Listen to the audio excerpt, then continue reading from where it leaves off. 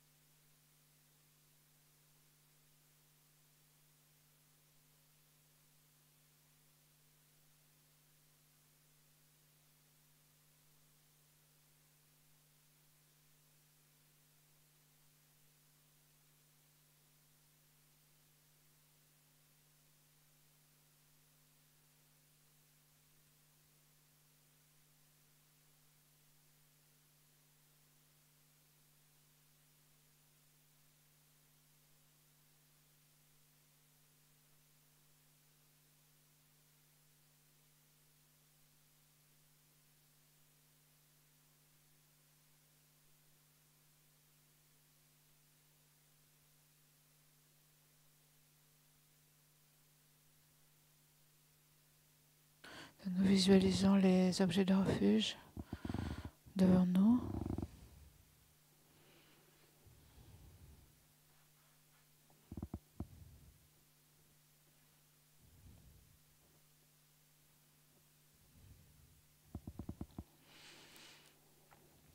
Jusqu'à l'éveil, je prends refuge en le Bouddha, le Dharma et la communauté suprême, la Sangha. Jusqu'à l'éveil, je prends refuge en le Bouddha, le Dharma et la communauté suprême, la Sangha. Jusqu'à l'éveil, je prends refuge en le Bouddha, le Dharma et la communauté suprême, la Sangha.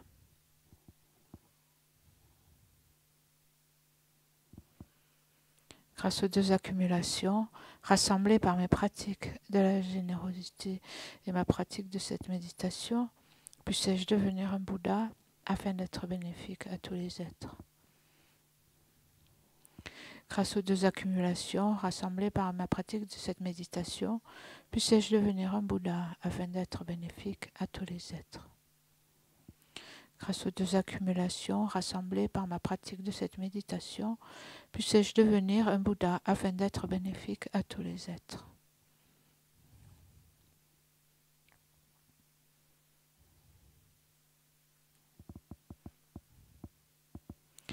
Avec respect, je me prosterne par le corps, la parole et l'esprit.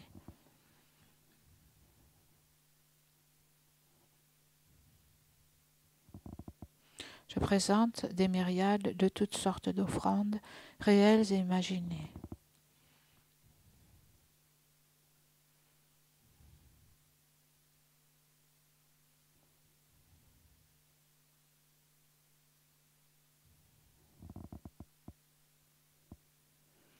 Je confesse toutes les actions négatives accumulées depuis des temps sans commencement.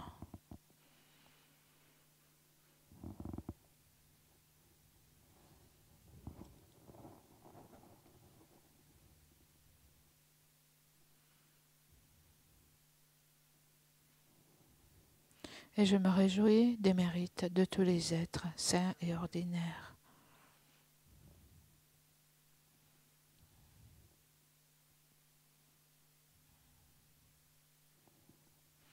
Ô maîtres et Bouddhas, demeurez, je vous prie, jusqu'à la fin du samsara et tournez la roue du dharma pour les êtres.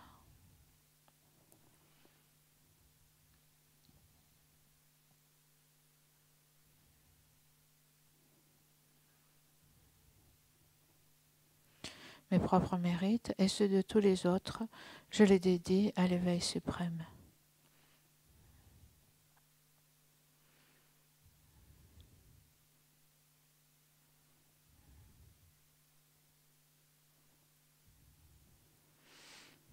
Cette terre ointe d'encens, jonchée de fleurs, ornée du mont Mérou, des 4 continents, du soleil et de la lune, je la visualise comme un champ de Bouddha et je l'offre. Puissent tous les êtres jouir de cette terre pure. Je prends refuge et me prosterne devant le Maître et les 3 joyaux précieux. Veuillez, je vous prie, bénir mon esprit. Je vous fais la requête de pacifier immédiatement toutes les conceptions erronées, de la dévotion incorrecte envers le Maître, jusqu'à la vue dualiste dans mon esprit et dans celui de tous les êtres mes mères. Je vous fais la requête de susciter dans mon esprit et celui de tous les êtres mes mères toutes les réalisations correctes, de la dévotion au Maître jusqu'à l'éveil. Je vous fais la requête de pacifier tous les obstacles intérieurs et extérieurs qui entravent le développement de l'intégralité de la voie graduée vers l'éveil dans mon esprit et dans celui de tous les êtres mes mères. Je prends refuge et me prosterne devant le Maître et les 3 joyaux précieux. Veuillez, je vous prie, bénir mon esprit. Je vous fais la requête de pacifier immédiatement toutes les conceptions erronées, de la dévotion incorrecte envers le Maître jusqu'à la vue dualiste dans mon esprit et dans celui de tous les êtres mes mères. Je vous fais la requête de susciter dans mon esprit et celui de tous les êtres mes mères toutes les réalisations incorrectes, de la dévotion au Maître jusqu'à l'éveil. Je vous fais la requête de pacifier tous les obstacles intérieurs et extérieurs qui entravent le développement de l'intégralité de la voie graduée vers l'éveil, dans mon esprit et dans celui de tous les êtres mes mères. Et dans Guru Rana Mandala Kamnyata, précieux et glorieux Maître Racine, veuillez demeurer sur le lotus et les disques de lune au-dessus de ma tête. Dans votre grande bonté, veuillez me guider et m'accorder les réalisations de votre corps, de votre parole et de votre esprit. Veuillez me guider et m'accorder les réalisations de votre corps, de votre parole et de votre esprit. Vous êtes l'œil qui contemple l'immensité des enseignements, la porte d'accès suprême à la libération pour les êtres fortunés. À l'aide de vos moyens habiles, vous nous pacifiez avec amour. Ô Maître spirituel qui nous éclairez, je vous invoque. Puissais-je à aucun moment ne laisser surgir en moi la moindre vue fausse envers les actions du Maître glorieux, puissais-je considérer toutes ces actions comme pures, et avec cette dévotion, recevoir les bénédictions du Maître dans mon cœur.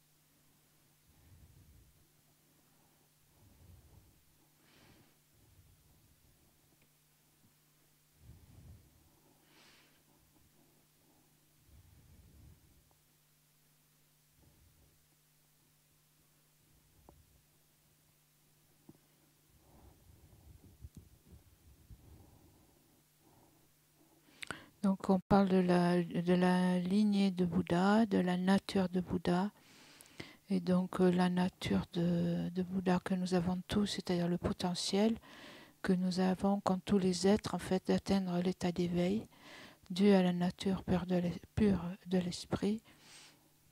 Et en fait, cette nature de Bouddha, c'est la vacuité de l'esprit. C'est la nature ultime de l'esprit. Et donc, cette notion de vacuité, c'est la clé un peu pour comprendre ce qu'est la nature de Bouddha, ce qu'est la lignée de Bouddha.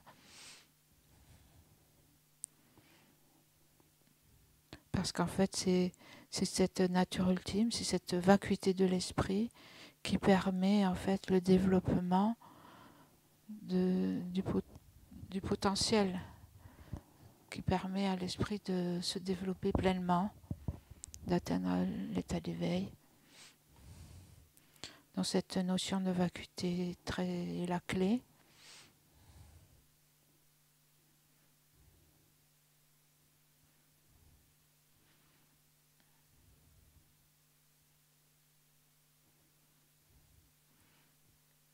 Et donc, comprendre la vacuité, comprendre en fait que l'absence d'existence inhérente de tout ce qui existe, aussi comprendre, réfléchir, méditer sur cette vacuité, c'est quelque chose qui purifie l'esprit des voiles et qui permet en fait d'arrêter les perturbations, qui permet de révéler cette nature en nous. Et donc pour cette raison, je voulais faire ça un peu ce matin, de réfléchir en méditation à la vacuité.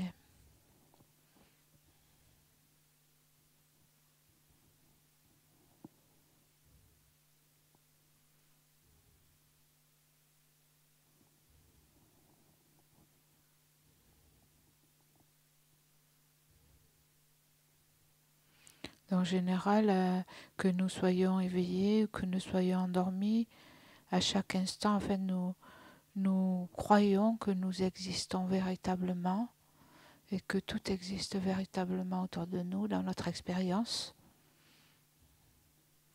On a un sens d'un jeu solide, indépendant, permanent.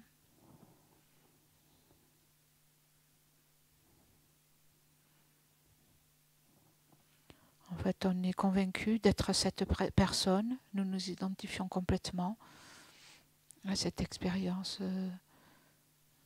Nous projetons cette image du jeu, nous y croyons complètement. Nous croyons que tout est vraiment et que tout est vrai. Et nous attribuons cette existence véritable, inhérente à nous-mêmes et tout ce qui fait notre expérience.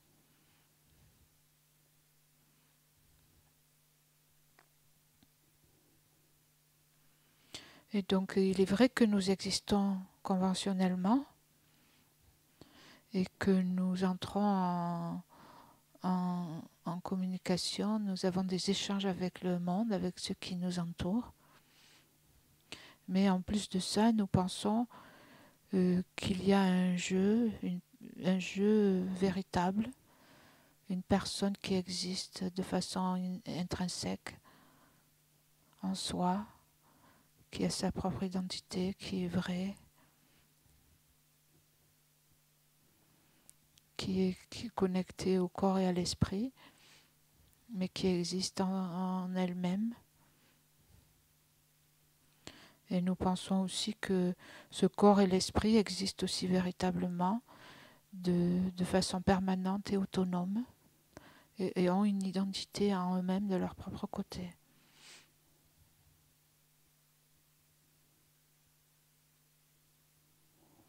D'essayer de prendre 2 minutes pour réfléchir à comment votre expérience, dans votre expérience, en fait, vous vous identifiez avec à une telle personne, à un tel jeu, la conviction en fait d'être cette personne véritablement. Et aussi par rapport à votre corps, à votre esprit.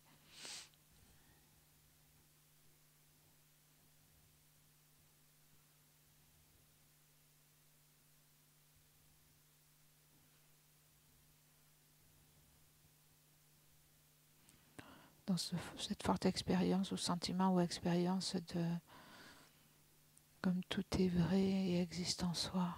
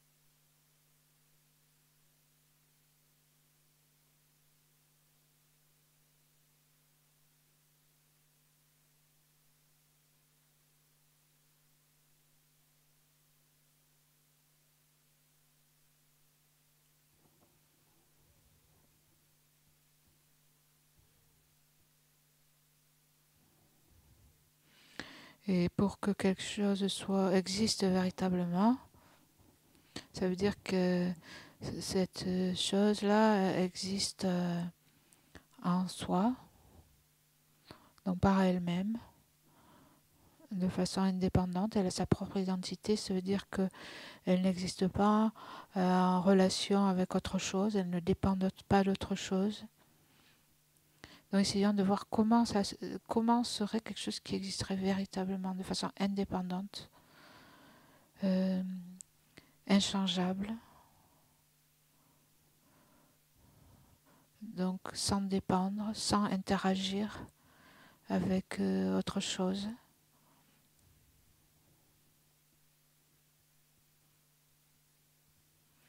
Et donc quelque chose, par exemple votre corps et votre esprit, s'ils existaient en soi, en fait on ne pourrait rien faire. Parce que par exemple le corps ne dépendrait pas de ce qui est à l'extérieur, il ne dépendrait pas des conditions dans lesquelles il se trouve, la nourriture, etc. L'environnement, il dépendrait de rien en fait, s'il existait en soi.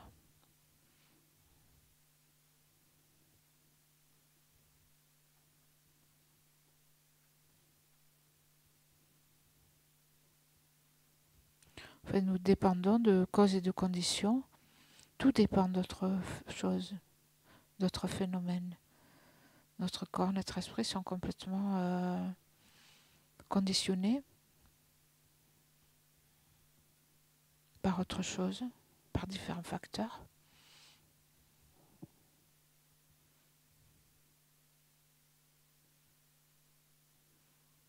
Et donc nous dépendons de ces causes et des facteurs, conditions.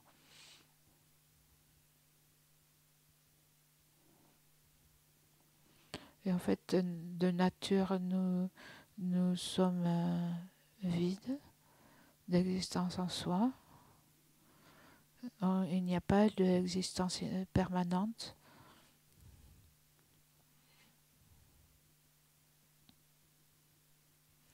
Donc, essayez d'imaginer comment, en fait, dans un monde où tout existe véritablement en soi avec sa propre identité, concrètement et indépendamment.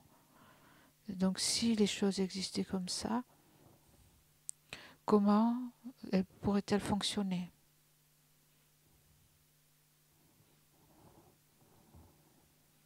Parce que pour fonctionner, pour être d'une utilité quelconque, il faut qu'elle entre en relation avec différents facteurs.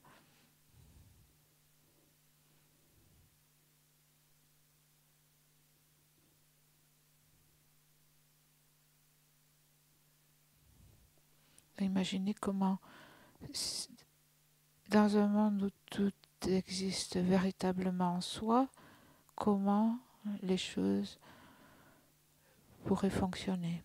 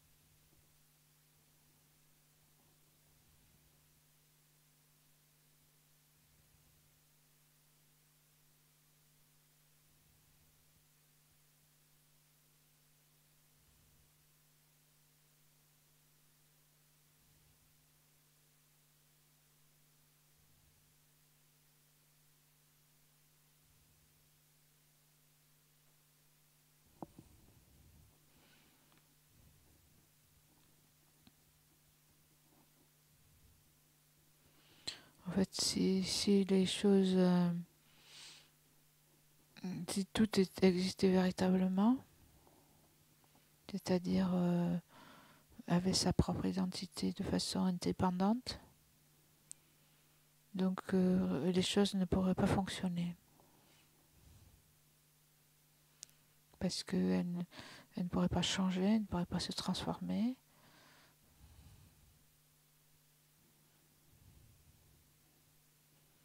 Mais en fait, nous avons bien l'impression que les choses... nous avons bien l'impression que les choses existent véritablement tout le temps. Nous voyons tout comme existant, comme étant vrai.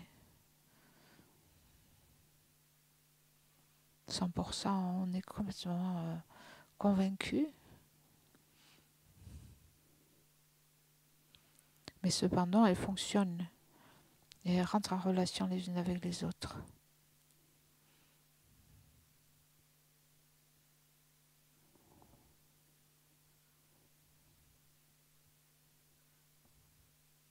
Ce qui est une contradiction.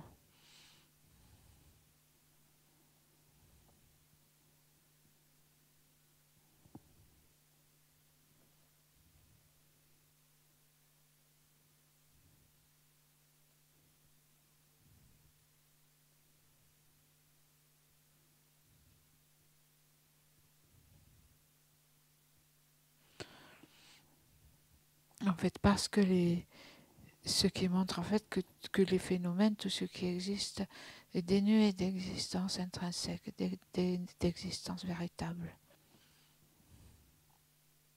Et c'est cette vacuité, en fait, le fait d'être libre, vide de cela, qui permet à tout de fonctionner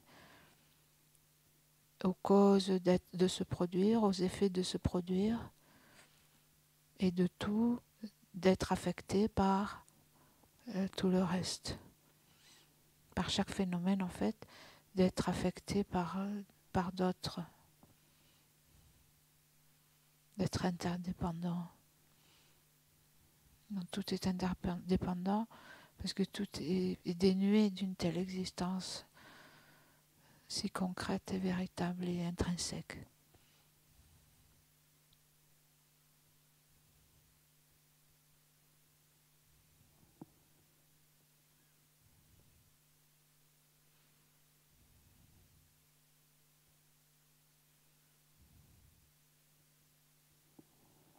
Donc conventionnellement,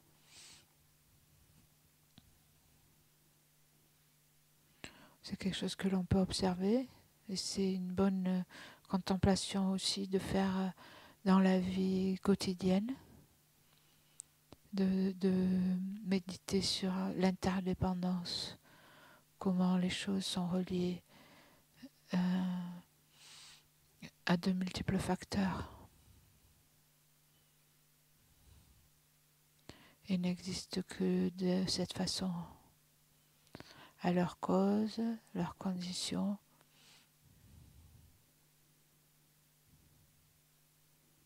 Par exemple, tout ce qui nous entoure, ne serait-ce que le plancher, tout ce qui est devant nous, autour de nous, chaque chose a sa propre genèse.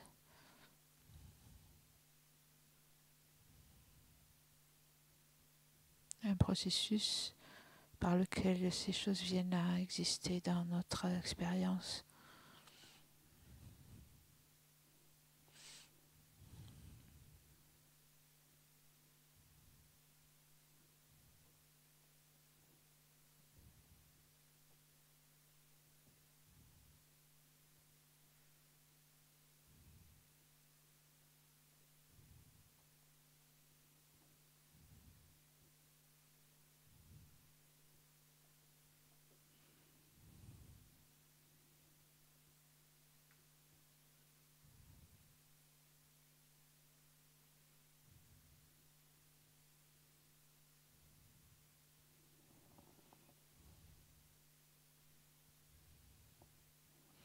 En fait, tout est vide d'existence véritable, mais quand nous faisons l'expérience des choses, nous les étiquetons. Notre esprit, en fait, impute, projette ou désigne ces choses. Et en plus de cela, nous projetons, notre esprit projette une apparence d'existence véritable qui vient à cause des empreintes d'ignorance venant du passé qui sont en nous. Donc on projette sur tout ce qui nous entoure, nous-mêmes et tout ce qui nous entoure. Comme si on peignait, en fait, tout était peint par cette projection d'existence véritable qui est en fait une façon impossible d'être,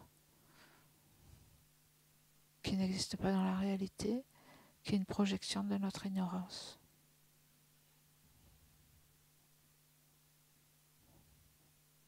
Et c'est de ça qu'en réalité les personnes et tous les phénomènes sont vides.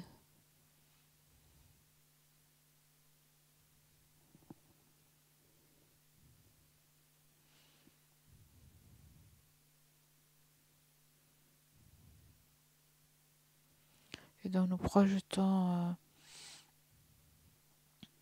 cette existence indépendante, solide, véritable, et nous y croyons, dur comme fer.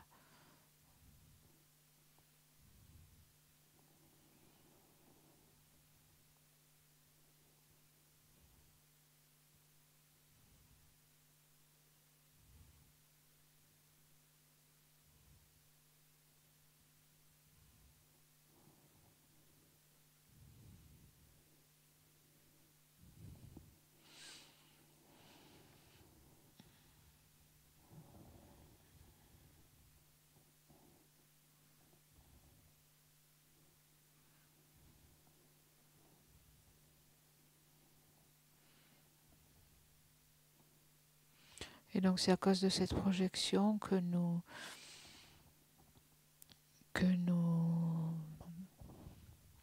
créons aussi des objets d'attachement, d'aversion, de jalousie, l'orgueil, etc. Venant en fait de cette croyance que nous avons en cette projection.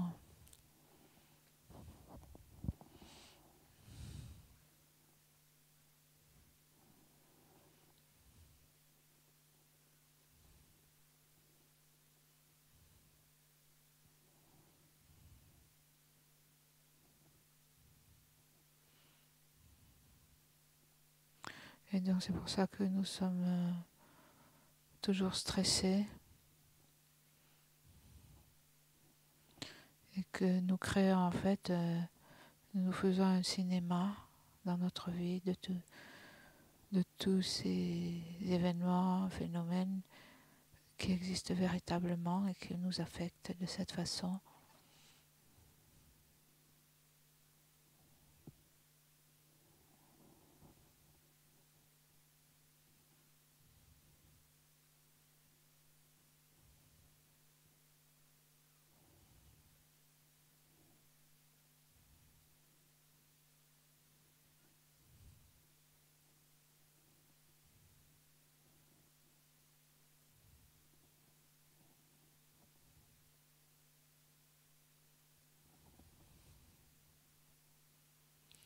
Et donc c'est en analysant nos perceptions et en reconnaissant en fait ce qu'on appelle l'objet de réfutation, c'est-à-dire en reconnaissant qu'est-ce que c'est ce type d'existence qui est projeté par l'ignorance, cette existence intrinsèque, et en cherchant les phénomènes dans lesquels nous croyons qu'ils existent vraiment et en ne les trouvant pas, et en réfléchissant, en analysant les relations interdépendantes par lesquelles tout existe.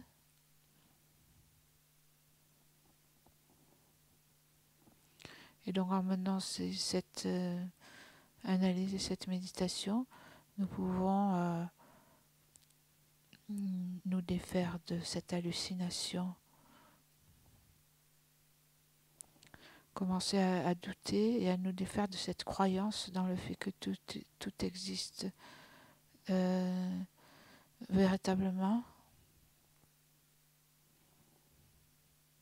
et voir en fait tout ça comme une hallucination.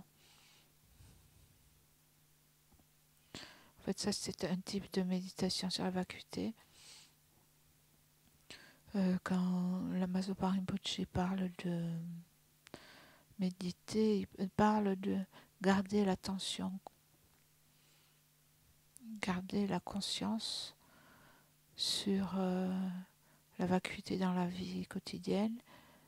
Il y a plusieurs façons. Une des façons, c'est voir tout comme une hallucination, c'est-à-dire reconnaître l'objet de réfutation comme étant l'objet de réfutation, reconnaître cette façon dont les choses nous apparaissent tellement vraies, comme existant en soi, voir ça comme une hallucination, en sachant que c'est ça qui n'existe pas dans la réalité.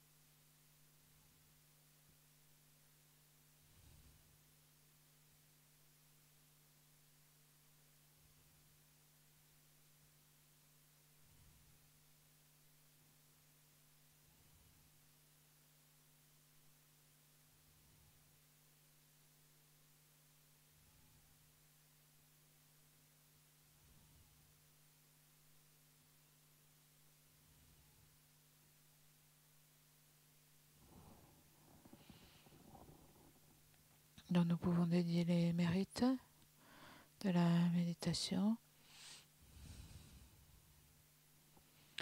pour que le joyau précieux de la vie de la vacuité naisse là où il n'est pas né dans nos cœurs, et que là où il est déjà né, qu'il ne dégénère pas mais s'accroisse de plus en plus. Et aussi pour le précieux joyau de la bodhicitta, dont l'esprit d'éveil, donc qui aspire à atteindre l'éveil pour le bien de tous les êtres, et qui pratique complètement l'échange de soi avec les autres.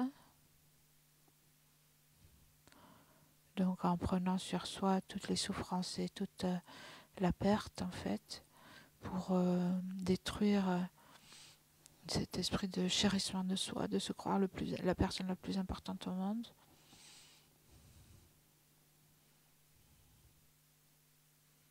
Et donc qui offre aux autres la victoire et offre aux autres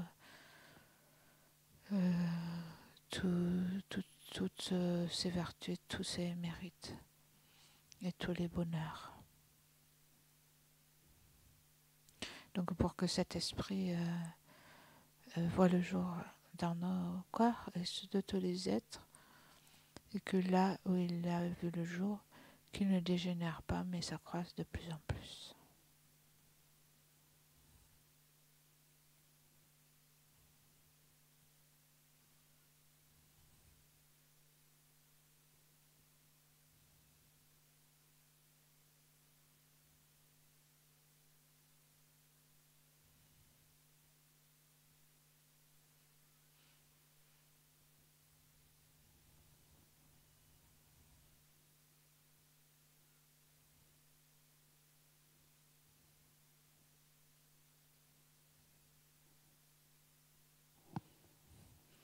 Et nous pouvons offrir la nourriture à la page 207.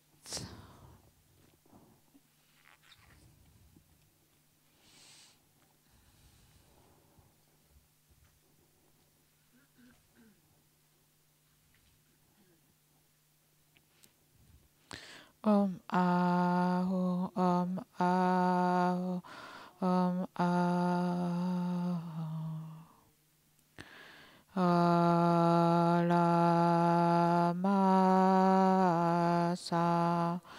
Gelama Je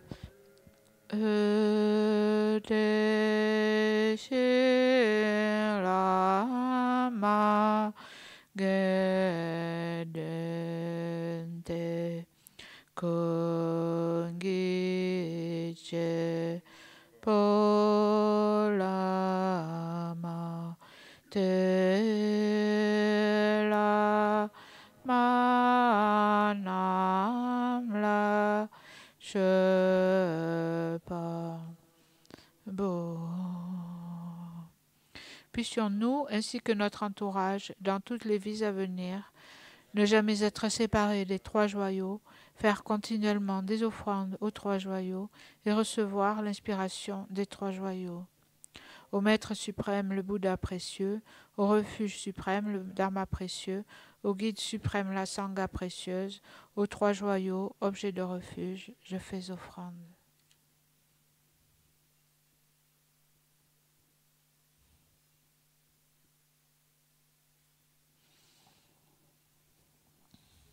Bon appétit. Et donc à 15h, pour les personnes qui viennent au groupe de discussion, vous revoyez l'enseignement du matin.